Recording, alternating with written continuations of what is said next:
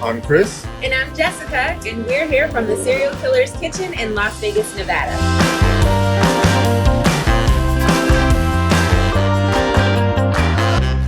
And we're going to show you 2 of the ways we make our cereal waffles. And we'll start with our Cinnamon Toast Waffle Crunch. You need cinnamon roll dough, cinnamon toast crunch, and icing. The first step is to warm up your waffle maker. Be sure to spray your waffle iron with a cooking spray. Next, you're going to add your cinnamon roll dough.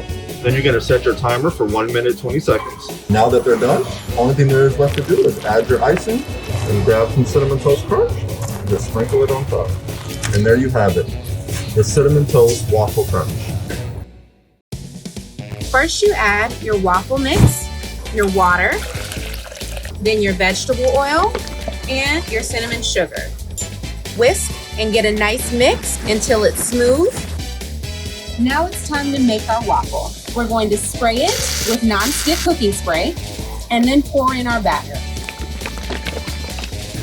Waffle times can vary. Your waffle maker should tell you when it's ready. For our topping, we'll need about 1 tablespoon of melted butter, a half a cup of cinnamon sugar, our cinnamon toast crunch churros, and we'll top it off with whipped cream and caramel. Now that your waffle is golden brown, melt your butter and get ready to drizzle it on top.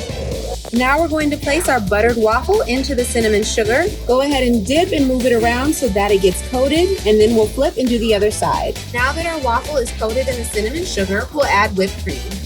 Next, we'll add our cinnamon toast crunch churros, the caramel drizzle.